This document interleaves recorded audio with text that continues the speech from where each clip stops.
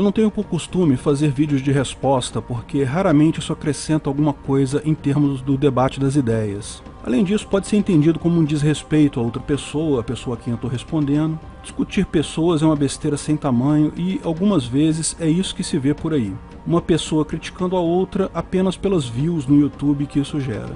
Mas resolvi abrir uma exceção nesse vídeo por dois motivos. Primeiro porque o assunto é muito interessante, faz parte dos pontos centrais pelos quais me tornei anarcocapitalista, vou explicar isso em detalhe mais adiante, e também porque faz um bom tempo que eu toquei nesse assunto com profundidade, foi no vídeo Por que o Estado vai desaparecer? Sim, eu sempre falo que acho que o Estado vai acabar devido à informação descentralizada, mas existe toda uma explicação nesse vídeo sobre isso. Eu não falo isso só por falar, não. Tenho um grande respeito pelo Cogos, tanto como pensador anarcocapitalista, ele tem alguns vídeos com ideias geniais realmente, e também como um grande divulgador dos ideais libertários. As duas coisas não necessariamente andam juntas, mas no caso dele, ele conjuga bem essas qualidades. Dito isso, lógico que tenho pontos de discordância com as ideias dele também. Isso é mais do que esperado em uma comunidade libertária. Somos individualistas por natureza, e é quase certeza dizer que nenhum libertário pensa exatamente igual ao outro. Cada um tem seus pontos de vista próprios, e isso é o que faz a força do libertarianismo.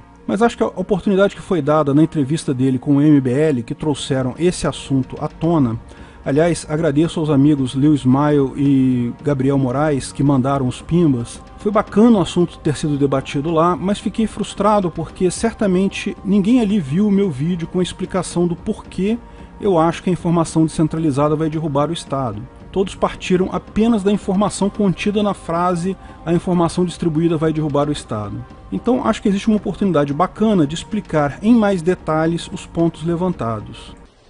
Antes de continuarmos o vídeo, aproveite para curtir e se inscrever na página. Clique no sininho para ser avisado de novos vídeos.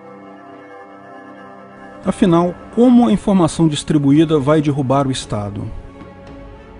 Logo, o primeiro vídeo que eu fiz no meu canal foi abordando justamente esse ponto. Depois eu fiz mais um chamado O que é o custo de transação, em que detalhava a lógica e a matemática por trás dessa minha afirmação. Infelizmente, esse segundo vídeo teve muito poucas visualizações, creio que devido ao título não ser muito convidativo. Então eu fiz um terceiro vídeo, que era basicamente o mesmo do segundo, só que com o nome Por que o Estado vai desaparecer? Novamente explicando essa lógica. Felizmente esse teve uma repercussão melhor. Mas esse assunto foi o que me motivou a falar sobre anarcocapitalismo e mesmo a me tornar um anarcocapitalista. Porque considero de fato que é uma objeção válida feita por alguns socialistas que dizem que, embora o anarcocapitalismo seja ético, seja a melhor organização social possível para uma sociedade, não seria simplesmente viável porque a maior parte das pessoas prefere viver em um Estado. E isso é um fato. Se nada mudar, se a sociedade continuar como sempre foi, é uma besteira achar que algo tão central na sociedade moderna como o Estado mudaria de alguma forma. E o fato da maior parte das pessoas acreditarem em alguma coisa dá sim uma força grande para essa coisa. Simplesmente porque as pessoas acreditam nela, seja o que for. Não importa se a coisa é ética ou não, não importa se a coisa é verdade ou não, se muitas pessoas acreditam nela, você vai ter que conviver com ela. Na história, quando a maior parte das pessoas acreditava realmente que o faraó era o deus na terra e era ele quem fazia o Nilo transbordar e as colheitas serem fartas, lógico que existiam egípcios libertários que olhavam para a cara do Akhenaton e riam. Para, né? Esse mané aí é só um mafioso que controla todo mundo com mentiras. Fica inventando um monte de lorota para os outros egípcios gadosos para roubarem impostos. Certamente existia esse cara. Mas seres humanos são seres gregários. Quando essa pessoa, para viver, é obrigada a conviver com dezenas de outros egípcios gadosos, é impossível ela conseguir se livrar totalmente do Estado. E, se em algum momento ela se tornar uma ameaça real para o Estado, ele pode simplesmente sacrificar aquela pessoa para o deus Amon-Ra, ou sei lá como é que eles fazem, dizendo que vão melhorar a colheita no ano seguinte com isso, ou sei lá qual a desculpa que os egípcios usavam para sacrificar seus dissidentes. Mas a questão, como eu ressalto no vídeo, é que sim, algo mudou. Na verdade, algo vem mudando nos últimos 300 anos da história humana. O que tem mudado é que cada vez temos mais acesso à informação. A informação está mais descentralizada e mais universal. Primeiro, a universalização da escrita e da leitura, que antes era apenas uma pequena minoria que sabia ler e escrever, e isso foi aumentando ao longo do tempo.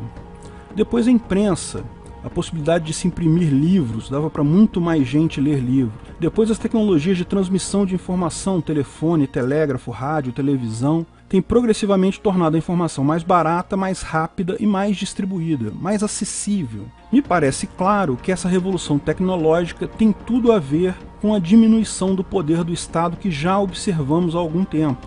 Saímos de monarquias absolutistas, onde o rei podia fazer basicamente o que ele quisesse, ele era a representação de Deus na Terra. Saímos disso para monarquias iluministas, para repúblicas, para o Estado democrático de direito. Partimos de uma sociedade em que o comércio sempre foi algo restrito, com grande parte da população vivendo de subsistência na lavoura, para uma sociedade em que o comércio é amplo e praticamente todas as pessoas do mundo têm acesso a produtos e serviços de outras pessoas. Então, de fato, já podemos ver o fenômeno que eu apontei no vídeo, do enfraquecimento do poder hierárquico do Estado e fortalecimento das relações comerciais transacionais distribuídas, em virtude da alteração no custo de transação. É importante ressaltar que essa teoria do custo de transação não é minha, é de um economista americano chamado Ronald Coase. E eu não sou nem sequer o primeiro a apontar essa correlação entre informação distribuída e capacidade de coação estatal. Mas se essa mudança tem sido gradualmente sentida ao longo dos anos, dos últimos séculos, particularmente de uns 30 anos para cá,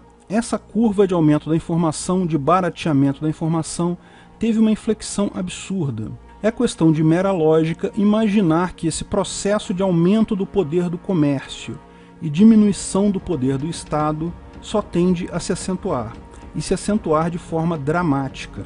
Mas vamos ao que foi discutido na live do MBL com o Cogos e minhas respostas a isso. Lil Smile doou R$2, valeu Lil Smile. Depois Gabriel Moraes doou R$5. Cogos, como você acha que cairá o Estado? O canal ancap.su diz que a descentralização de informação tornará impossível ao Estado manter a coerção social. Eu discordo do ANCAP-SU, porque enquanto o Estado tiver o psychological grip, enquanto as pessoas apoiarem a existência desse aparato, ele vai continuar existindo. E caso as pessoas deixem de apoiar, o Estado ainda pode se valer da força física. Mas o que ele está falando é justamente isso. Com a descentralização da informação, as pessoas teoricamente vão encontrar a graça chamada vamos refutar esse cara tá absurdamente Mas por mais que a descentralização avance tecnologicamente... É errado. Por mais que haja consegue. Por mais que haja um avanço tecnológico institucional capaz de difundir a descentralização em quase todos os setores da atividade humana, ao mesmo tempo essa atividade tecnológica vai criar outras atividades humanas. Então, nunca vai ter descentralização em tudo. Sempre vai ter alguma desculpa em alguma atividade humana que ainda não foi descentralizada para que o Estado haja. Então, o Estado sempre vai estar um passo à frente, a não ser que ele seja deslegitimado moralmente. Então não adianta ter avanço tecnológico e institucional enquanto não tiver avanço moral. Lógico que sempre haverá atividades monopolistas. No meu vídeo sobre identidade, eu até ressaltei isso. No próprio vídeo sobre o governo acabar, eu ressalto que ele não vai acabar totalmente, mas vai ter o poder coercitivo tão ínfimo, perto do que tem hoje, que, suspeito, vai se tornar algo como a Igreja Católica. A Igreja Católica tem lá um monte de regras coercitivas, você não pode se divorciar. Eu sou divorciado há mais de 10 anos, mas na igreja eu ainda sou casado. Da mesma forma, acho que o Estado vai continuar existindo, mas não como é hoje. Compare a Igreja Católica de hoje com a Igreja Católica da Idade Média. Naquela época, cometer um pecado era fogueira. Não importa se você era católico ou não, você seria punido. A Igreja Católica já teve capacidade de coação tão forte, ou talvez até mais forte, do que o Estado tem hoje. Hoje, em tese, você só é punido se for católico e se realmente acreditar na igreja. E por que a igreja já perdeu esse poder coercitivo? Ela é maior que o Estado, ela tem uma abrangência maior no mundo todo e é muito mais rígida, absolutista mesmo. Isso torna para ela ainda menos possível manter o controle numa sociedade de informação descentralizada. Quando a informação começou a fluir mais facilmente lá pela década de 1950, a igreja perdeu sua capacidade de coação. O Estado ainda mantém sua capacidade de coação porque é menor em termos de abrangência cultural e se transformou em uma organização menos rígida, menos coercitiva. Sim, o Estado é violento e coercitivo hoje, mas já foi muito pior no passado. Tudo tem a ver com o custo de transação, como expliquei no vídeo. Enquanto o custo de administração for menor que o custo de transação, o Estado vai ter papel relevante porque será a melhor escolha para a maior parte da população. No momento que o custo de transação é menor que o custo de administração, isso muda de figura. O custo de administração católico é altíssimo, por isso o poder da igreja foi minado primeiro. O custo de administração estatal é bem mais baixo e flexível, pode ser alterado, então ele vai levar um pouco mais de tempo. Mas a informação descentralizada vai derrubar os dois custos. Expliquei lá no outro vídeo o que são esses custos, de que eles são compostos, quais os elementos, e que, embora todos os custos caiam com a informação distribuída, o custo de transação cai muito mais rápido que o custo de administração. Com relação ao uso da força, como já falei em outro vídeo também, é uma besteira. O uso da força só é útil quando na forma de uma ameaça. Usar a força para manter a população inteira na linha é impossível. Vai colocar um guarda do lado de cada pessoa do país? Não tem como. Não tem como ter um guarda para vigiar 1000 pessoas. Ainda seria muito caro. Força é algo que só é útil como blefe, como ameaça. Usar de fato a força é impraticável, absurdamente caro e inefetivo, como o tráfico de drogas demonstra seguidamente desde quando o governo resolveu fazer o showdown com eles lá na década de 1970. A famosa guerra contra as drogas, que já consumiu milhões de diversos países e até aqui estima-se que reduziu o consumo em menos de 3%. A tecnologia sem moral, que o Anatoly Francis já nos alertou, ela vai resultar no Mengele fazendo experiência com o judeu. Então, você vê, nós temos os bitcoins. Nossa, agora sim, agora nós vamos vencer o Estado, porque a moeda vai ser descentralizada. Tem o Marco Sintra, que sempre se posicionou como um liberal, querendo regular os bitcoins, e tem otários, como o Osterman, otário, que declara os bitcoins. Vai pro inferno! Imbecil. Então sempre vai ter um safado como o Sintra e um imbecil como o Osterman. Mas cara, talvez ele não declare, talvez ele fale que ele declare. Não, ele como pessoa, ele é pior? ele é... uma parte. Não, mas O que é tá pior, na né? declaração dele até TSE. Isso aí é uma parte. Como é que você sabe se ele declara tudo? Mas qual a diferença? Ele declara pouco, ele declara muito, só essa pra questão falar, moral. o Bitcoin eu declarei. Mas a questão é moral. A questão é moral, é verdade. Questão moral. Mas só esse ponto que ele colocou, eu acho que a situação é pior hoje do que antes. Houve uma descentralização do acesso à informação, mas nunca a informação foi tão concentrada por causa do Big Tech dessas empresas. E a amarração delas com a máquina estatal vai acontecer em algum momento. E pior, a gente vai ver agora as distopias que a gente está vendo na China agora. O Sesame Crack. O Renan coloca um ponto que eu vou reforçar mais adiante, que é o fato de que estaria havendo uma concentração de informações. De fato, a possibilidade de coletar informações de todas as pessoas é cada vez maior hoje em dia. Não só governos, mas empresas privadas também acumulam uma enorme quantidade de informações sobre as pessoas. E até você pode fazer isso. Na Dark Web tem bancos de dados de CPF do governo, com todas as informações pessoais sobre todos os brasileiros que têm CPF, à venda por uma merreca. Mas ter informações não ajuda o Estado, porque a dificuldade não é ter informações das pessoas, é passar informações para as pessoas, é convencer as pessoas de algo. Por exemplo, pega o caso do Cambridge Analytica. Vocês lembram desse caso, certo? Uma empresa inglesa de coleta de informações pessoais no Facebook, que foi acusada de manipular as eleições americanas. Esse caso até amornou agora. Num primeiro momento foi tratado como um absurdo dos absurdos, um escândalo, mas ainda foi porque era a reação da esquerda à vitória do Trump. Tinham que achar um culpado para isso. Depois que se entende realmente o que aconteceu, foi muito menos crítico. Como eles pegavam esses dados? Bom, eles faziam pesquisas no Facebook. Você tinha uma série de perguntas e que você respondia. Em alguns casos, eles davam até um trocado para quem respondesse o questionário deles. Era uma pesquisa igualzinha a essas que o IBGE ou Datafolha fazem, só que no Facebook. Não houve quebra de confidencialidade alguma. As pessoas voluntariamente aceitavam entregar seus dados para a empresa ao fazer a pesquisa. Igual quando você entra em qualquer aplicativo do Facebook e ele pergunta: o aplicativo X está querendo ter acesso aos seus dados Y, Z e W. Você aceita? Se você clicar sim, você autorizou. A grande sacada dessa empresa, da Cambridge Analytica, é que ela bolou um algoritmo maneiro que identifica pessoas em dúvida. Então, por exemplo, se você quer vender o shampoo da marca A, você já tem um mercado para sua marca, já tem os seus clientes. Então, lógico, não faz sentido fazer propaganda para quem já é seu cliente, é desperdício de dinheiro, o cara já está comprando o seu produto. O seu maior concorrente é o shampoo B. Você sabe também que não vale a pena fazer propaganda para o consumidor do shampoo B que está satisfeito e gosta do shampoo B. Vai ser desperdício de dinheiro, o cara está satisfeito. A forma mais eficiente de você gastar o seu dinheiro em propaganda é fazer propaganda para as pessoas que estão em dúvida. Essa é a grande sacada da Cambridge Analytica. Tanto clientes seus que estão em dúvida e poderiam trocar o seu produto pela marca B, então faz sentido você fazer propaganda para esses, para manter eles como clientes seus, e também para os clientes do shampoo B que estão em dúvida. Esses têm uma chance maior de trocar de marca, de passar a usar o seu shampoo A. Veja que não tem nada de errado aí, ninguém violou nada de ninguém. Houve só uma economia absurda de dinheiro em propaganda, porque agora eles podem atingir só as pessoas que realmente têm chance de serem impactadas por aquele anúncio.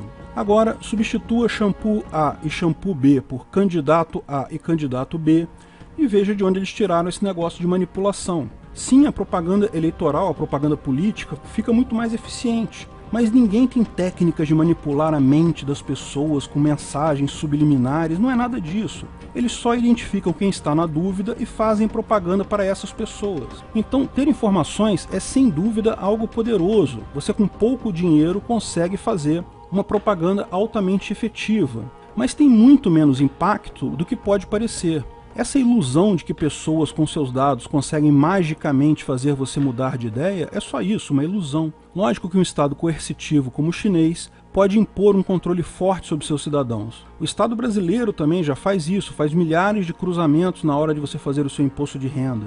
Mas lembre-se que, dadas as ferramentas corretas, é sempre possível contornar esses mecanismos.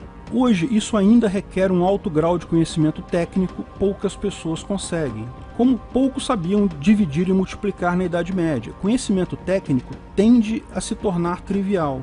O indivíduo querendo fugir do controle do Estado, cada vez mais ele tem essa possibilidade.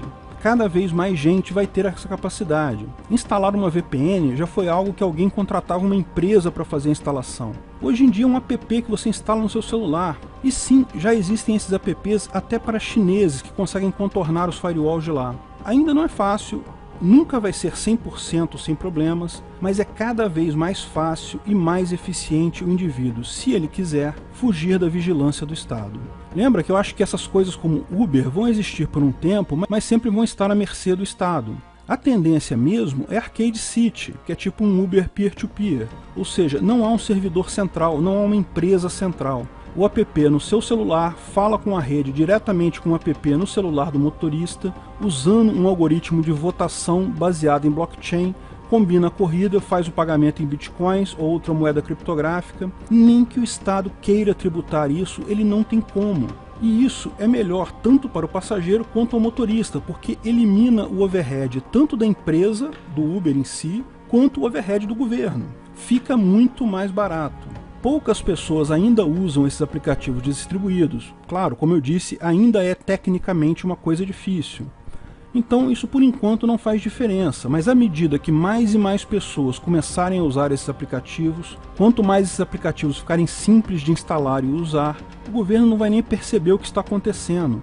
Em um determinado momento, quando isso virar a tecnologia corrente, quando virar o Facebook, o WhatsApp da vida, quando o governo perceber já era, não tem como controlar o mercado. Ele vai poder continuar parindo leis, cobrando impostos, mas ninguém vai pagar nem obedecer a menos que queira. E existem aplicativos distribuídos desse tipo para tudo, desde venda de mercadorias, transações com moedas virtuais e tudo mais. Até empréstimo você consegue pegar dessa forma. Muito mais. Os fluxos de informação são centralizados em que são 4 horas da manhã no meu... Não. Você está pensando em informação financeira. Vamos de empresa, continuar aí. Pensando em informação mesmo. Mas Tipo, olha, é que seja não- contra o Estado por causa Não, disso. mas na prática, não é só a privacidade. As tuas relações comerciais, as tuas relações humanas, Sim. elas são formais. Mas calma. Elas são transformadas em dados. Sim. E esses dados eles estão cada vez mais concentrados em menos agentes. E cada vez mais esses dados estão sendo cruzados. Esse tipo de concentração nunca houve na história Mas da peraí, humanidade. você não acha, por exemplo... E isso é perigoso pra caralho. Você não acha, vamos lá, por Sim, exemplo, o- você não acha que nos anos 90, vamos supor, se eu sou um cara que eu quero espalhar uma informação X, eu quero informar que essa mesa é preta, eu tinha muito menos chance de falar isso para mais pessoas do que eu tenho hoje?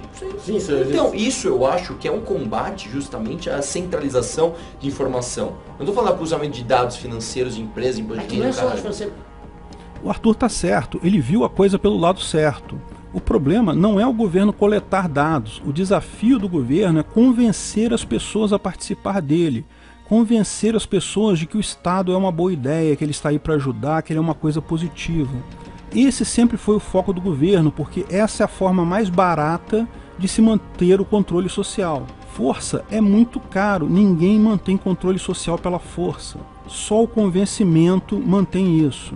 Quando a informação era hierárquica, era altamente eficiente o governo comprar um spot no meio da novela da Globo para fazer propaganda. Você coloca o seu ponto de vista, o seu frame, e havia muito poucas pessoas que pudessem contestar esse frame, contestar essa notícia colocada lá. Agora a coisa mudou. Qualquer propaganda barata que o governo ou a oposição colocam na televisão é discutida a exaustão no Facebook. Ninguém toma propaganda nenhuma pelo valor da capa dela. Todo mundo vai discutir aquele assunto. O poder do governo de convencer as pessoas agora diminuiu muito. E se a pessoa não está convencida a participar do governo, é fácil para ela sumir do radar. Bem, é menos uma pessoa coagida pelo governo. O que eu digo é o seguinte, todos os dados são concentrados. Mas cara, vamos supor, a tua hoje... conversa de WhatsApp, quem disse que o Zuckerberg não tem acesso a ela? E daí? Isso não significa que ela não é uma ferramenta que me dá mais poder para falar com mais Lógico, pessoas. Não, ela também te dá mais... Vocês estão usando o mesmo significante de significado. Vai lá. O negócio é o seguinte... Qual que você acha, Pedro? Você tem que entender o Estado como também uma técnica e uma tecnologia. E do mesmo jeito que as técnicas e as tecnologias estão evoluindo em serem mais eficientes, serem mais eficazes, o Estado, na sua tendência, né, de crescer, na sua tendência de controlar as pessoas, também está se profissionalizando e está se tornando exponencialmente cada vez melhor em fazer isso. Mas e aí, que talvez exista um ponto de inflexão aonde a tecnologia, né, e a técnica do Estado chegue nesse ponto e as tecnologias disruptivas, como por exemplo o Bitcoin, não consigam mais quebrar esse ponto, essa eficiência do Estado, que é o que a gente está começando a ver acontecer na China. Talvez a China esteja rumando para esse ponto de inflexão. E aí a gente tem um problemão. Mas eu acho assim... Lógico que o Estado também se beneficia com a tecnologia. Mencionei isso inclusive no vídeo. O custo de administração, que é o custo do Estado, diminui fortemente com a tecnologia da informação. A questão é que o custo de transação, o custo do comércio, diminui muito mais. Expliquei o porquê lá, está tudo discutido lá matematicamente no vídeo. No final, é o componente de risco de longo e curto prazos que faz a diferença. Transações comerciais tendem a ser atômicas.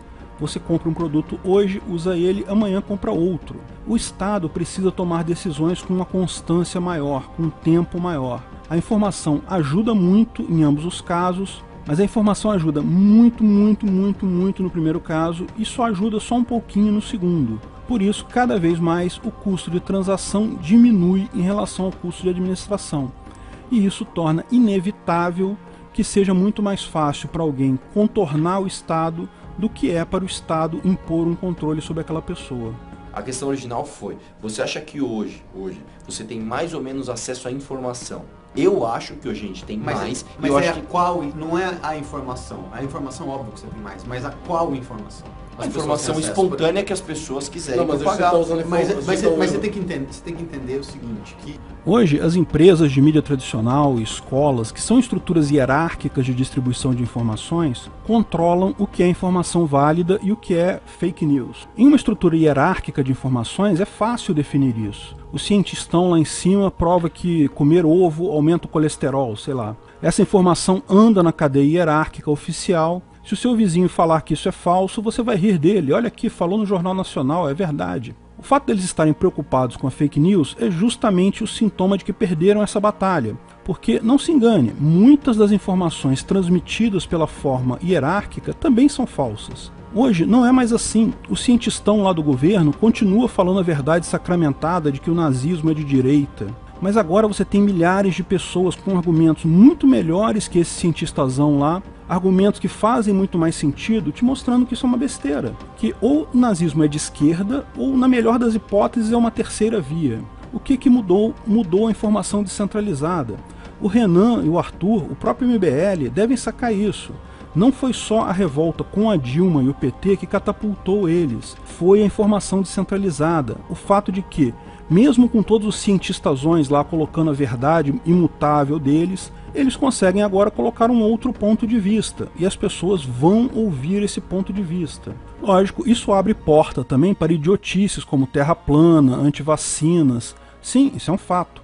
Mas como expliquei no vídeo meu, tem um vídeo chamado A Terra é Plana, embora isso seja uma besteira, isso não é necessariamente ruim. Fake news não é um problema que vai ser resolvido de alguma forma. É uma nova forma de distribuir informações que veio para ficar. É bom os cientistasões lá do topo da cadeia acadêmica se prepararem para montar bons argumentos para sustentar o que falam. Porque dizer que isso e é isso porque eu falei que é, não vai colar não. Fatos são fatos, lógico. Se alguém frauda uma informação, isso é uma falsidade, mas na própria rede você consegue apontar isso rapidamente.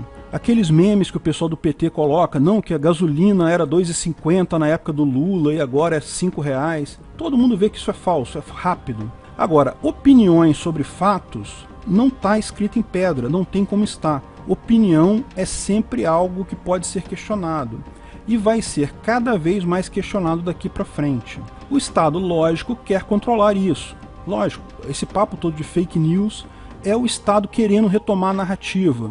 Olha, acredita na minha notícia. Não importa se ela é falsa ou verdadeira. O Estado vive colocando notícia falsa por aí. A televisão vive inventando notícia falsa. Os jornais, a escola. Não interessa. A questão deles é que eles querem a narrativa deles se mantenha válida, as pessoas acreditem neles e não no coleguinha que está comentando no Facebook. O Estado quer controlar isso, mas está falhando miseravelmente. E não é só aqui não, tá? Está falhando no mundo todo, até na China. O Estado, nesse sentido, um Estado totalitário, ele vai também ter acesso a essa tecnologia, ele vai começar a entender as pessoas, de alguma maneira, melhor que elas mesmas. E ele vai conseguir fazer que você tenha interesse por informações que não são nocivas ao Estado. Nesse sentido, ao Estado totalitário. E aí você tem um problemão, que é o que a China está se propondo a fazer. A gente não sabe se ela vai conseguir fazer, mas com os programas de engenharia social que eles estão tentando fazer através de inteligência artificial, eles estão se propondo a fazer isso. Sim. Fala aí, Renan. Quem aqui viu o debate do Zizek com o Jordan Peterson? Pra mim o Zizek ganhou os debates justamente nesse ponto aqui. O Zizek falou, eu sou um pessimista que está acontecendo com o mundo. Enquanto que o Jordan Peterson estava com um discurso, que é um discurso que a comunidade liberal usa, um triunfalismo capitalista. Nunca tínhamos tantas pessoas da pobreza, tal, legal, bacana. Mas o futuro não necessariamente é bacana. O futuro que está pintando aí, e os exemplos de maior sucesso, inclusive de crescimento econômico que a gente está vendo, são esses sistemas onde o Estado high-tech, altamente monitorado, e as tecnologias estão levando a gente para isso. Não está levando a gente para uma puta liberdade, está levando a gente para um monitoramento total e restrito. Porque tem o argumento moral que o Cogos colocou, que é um problema. As pessoas tendem a sacrificar a liberdade por segurança, por outras coisas. Pessoas tendem a sacrificar liberdade pela segurança. Sim, é um fato. Principalmente quando é a liberdade dos outros pela sua segurança. Muitas fazem essa escolha ruim porque a nossa capacidade de avaliar riscos é limitada. Mas até nisso, a liberdade vai ajudar. Um caso que aponto sempre é que todas as leis de trânsito vão se tornar obsoletas claramente em pouco tempo, porque ninguém mais vai guiar carros. Carros autônomos são uma realidade. Essa grande fonte de poder que o Estado tem hoje, chamada Código Nacional de Trânsito, que se alimenta do medo, quando eu guio, eu tenho medo do que os outros motoristas estão fazendo, isso vai acabar. Carros autônomos são muito mais seguros que os carros guiados por humanos, não vão estar isentos de acidente, lógico, mas toda a forma de coação que existe hoje, com indústria de multas e coisa e tal, vai acabar. É muito importante notar que eu estou citando várias tecnologias aqui, mas eu não quero dizer que são essas tecnologias que vão derrubar o Estado. O meu ponto é a distribuição da informação matematicamente diminui o custo de transação e torna inviável o Estado fazer o controle. Sempre quem usar tecnologia descentralizada vai conseguir fazer as coisas de forma mais barata, a ponto de fugir do controle do Estado. Então, pode ser que sejam outras tecnologias, pode ser que não seja nem Uber, nem Arcade City, nem carro autômato, mas é inevitável que alguma tecnologia, que talvez ainda vá surgir ainda, vai levar a isso. Eu tenho lido muito livro sobre isso recentemente, mas acho que a gente tem que ir pro próximo clima. Vamos continuar aqui. Deixa só o Cogos falar e a gente vai pro próximo. Tem um ponto importante que é uma síntese do que o Pedro e o Renan falou. Aliás, eu nunca pensei que fosse concordar tanto com o Renan. Que é o seguinte. Vamos pra Suécia, porra. Eu tô falando sério, lá tem só mulher gata. Você tem um negócio pra gente resolver esse assunto. Não, que adianta ser gato e usar burca. Não usa burca. O problema é o seguinte, né? As pessoas realmente estão tendo produtos que elas não tinham antes, coisas que elas não tinham antes, e elas se contentam com isso sem saber que isso é consumo, isso é hedonismo, isso não vai dar futuro para elas em termos de ganho de liberdade. Então, as liberdades que as pessoas têm enquanto o Estado tiver a capacidade de monitorar as informações, e informação é poder, não é uma liberdade verdadeira, mas uma concessão que o Estado faz enquanto elas não representarem uma ameaça ao sistema. Exato. É verdade.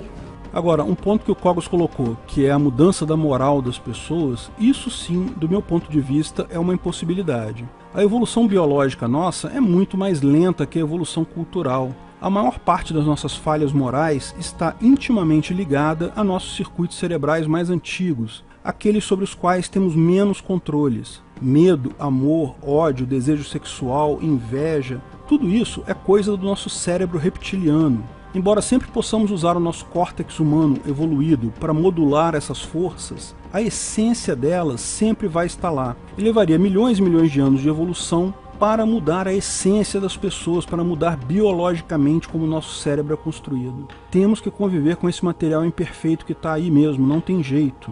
Mas podemos contar sempre com a inteligência artificial, podemos contar sempre com a tecnologia. O caminho claramente é esse.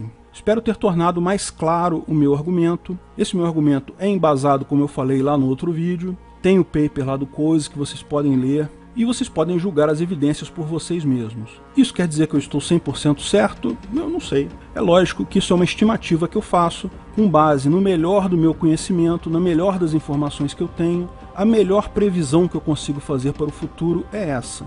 Em 20 a 30 anos, ou seja, em mais uma geração, a gente vai estar vivendo no Ancapistão. Tô apostando cerveja com quem quiser, hein? Obrigado por assistir nosso vídeo. Comente abaixo se tiver dúvidas ou sugestões de novos temas.